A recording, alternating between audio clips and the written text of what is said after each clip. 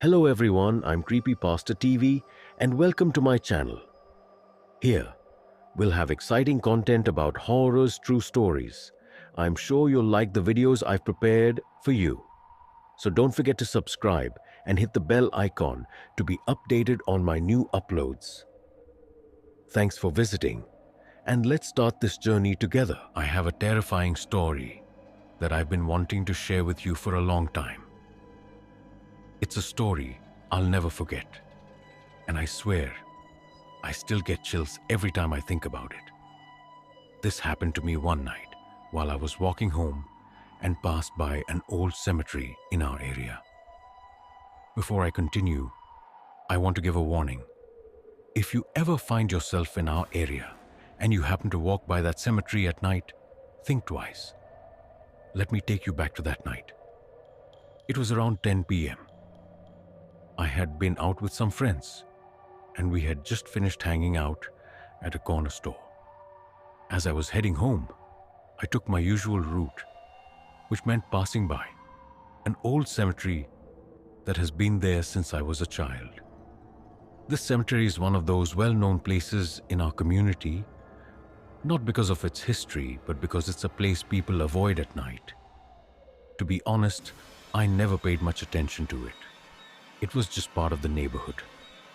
Old tombstones covered in vines and moss, some leaning sideways, while others were almost completely weathered away.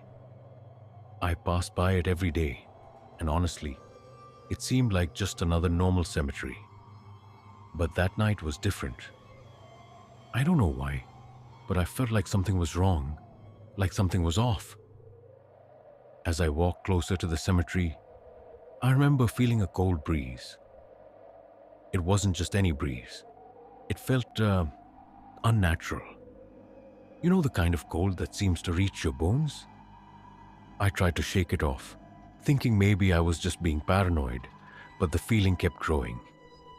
It felt like something was watching me, hiding in the shadows, waiting. The cemetery wasn't that big, but it was surrounded by an iron fence, rust creeping down its sides. There was a small gate, and during the day, people would go in to visit their relatives, but at night, it was completely still, completely silent. The kind of silence that almost feels heavy, like something is pressing down on you. I remember walking past the gate, and for some reason, I felt compelled to look inside. I don't know why I did it, but I looked through the bars of the gate, and that's when I saw it. A figure standing near one of the tombstones. It was just standing there, motionless. At first, I thought it might be a shadow or a trick of the light, but as I stared, it didn't move. The figure was tall, wearing something dark, like a cloak or something similar. The strangest part? It didn't have a face. It was as if the place where its face should have been was empty. My heart started racing, and I froze in place. I thought about turning and running, but I couldn't move. It was like my body wasn't responding. My legs felt like stone. I stared at that figure for what felt like an eternity, but it was probably only a few seconds. And then, out of nowhere, it started to move. I didn't know what to do.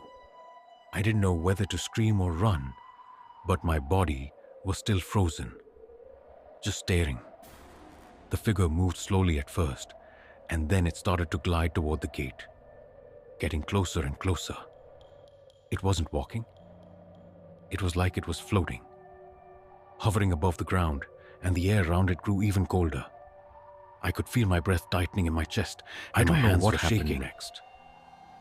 Maybe it was the sheer terror of it all, but suddenly, I snapped out of it. I ran. I ran as fast as I could, not daring to look back. I could hear the wind rushing past my ears, my footsteps pounding on the pavement. I could feel my heart pounding in my chest, but I didn't dare slow down. The thought of that figure following me was all I needed to keep me going. I don't know how far I ran, but eventually I found myself at the end of the street, panting for air.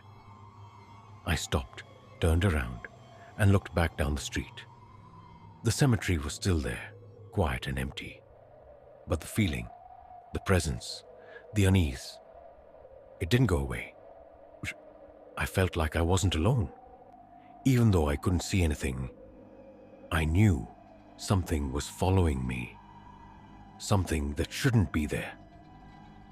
The next day, I couldn't shake off the feeling of dread. I didn't go near the cemetery, and I made sure to avoid that street altogether. But it didn't end there. Over the next few days, I started hearing stories from other people in the neighborhood. People who had experienced strange things near that cemetery, just like I did. One person said they heard whispers coming from the graves late at night.